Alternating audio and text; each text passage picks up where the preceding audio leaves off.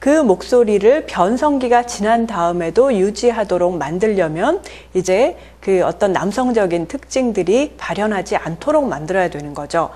그래서 이제 아이를 그 어릴 때 대개 한 10세 이전, 뭐 9세, 10세 요 정도의 고환을 제거하는 수술을 하게 됩니다.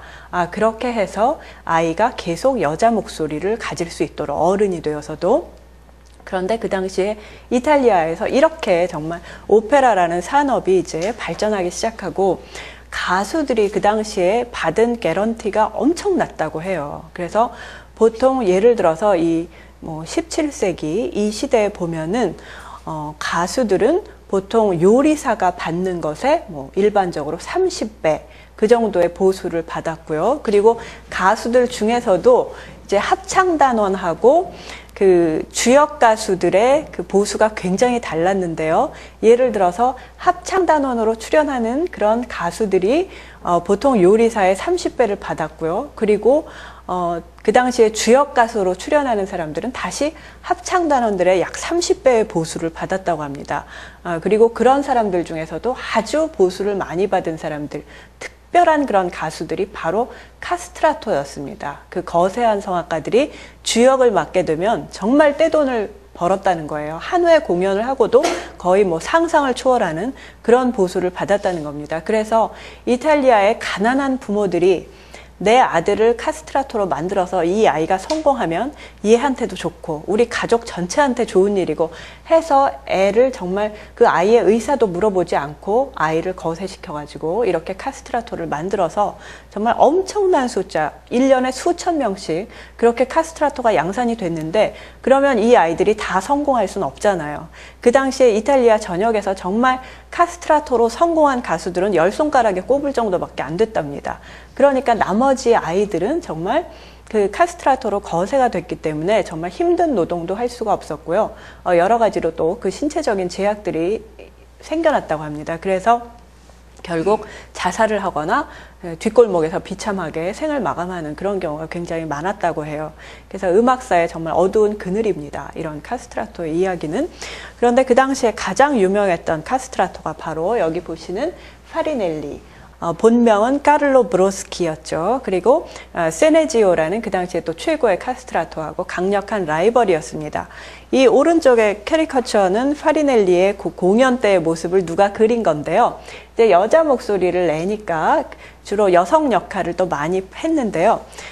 카스트라토로 이렇게 거세가 되면 손발이 좀 특별히 많이 커지고 그리고 키도 보통 사람들에 비해서는 굉장히 커졌다고 해요. 그 당시에 뭐 남자 평균 신장이 150cm 뭐 이 정도밖에 안 되는데 카스트라토들은 대개 1m 90cm 뭐 이 정도 컸다고 합니다. 그러니까 상상을 해보세요. 정말 남자 가수, 남자 주역 가수는 1m 50인데 여자 주역 가수가 1m 90인 거예요. 그냥 두 사람이 같이 무대 위에서 막 사랑을 나눠요. 그러면 정말 오늘날 우리가 관객이라면 너무 기가 막혀서 안 보고 싶을 거 아니에요. 진짜 감정이입 안 된다 이러면서 안 볼 텐데 그 당시 사람들은 이야기의 구성이나 뭐 논리적 전개에는 관심이 없고 오로지 정말 가수가 얼마나 악기를 뛰어넘을 만큼 소리를 잘 내느냐 거기에만 관심이 있었기 때문에 어떤 사람이 정말 여자 드레스를 입고 나오든 상관이 없었다는 겁니다. 그래서 굉장히 기괴한 정말 그로테스크한 그런 무대, 오늘날 생각하면 그런 무대들을 사람들이 아주 즐거워하면서 보고 박수를 치고 그랬다는 거죠. 그런데 이제 이 카스트라토가 처음에 생기게 된 이유는 여자는 뭐 교회에서 입을 열 자격이 없다라는 그런 성경의 말씀을 토대로 해서 이제 이런 관행이 생겼다고 해요. 그래서 로마 카톨릭 교회가 지배하고 있는 그런 유럽의 도시들에서는 여자가 무대에 설 수가 없었답니다.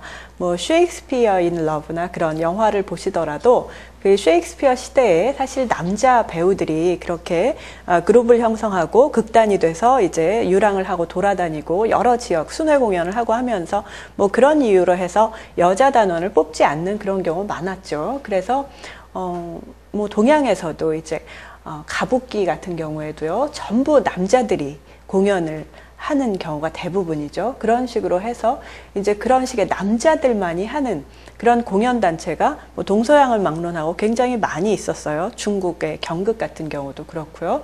예, 그래서 여기서도 역시 그렇게 여자가 무대에 서지 못하는 그런 전통들이 있었기 때문에 카스트라토가 필요했던 거고요. 여자 목소리를 내는 남자 가수가.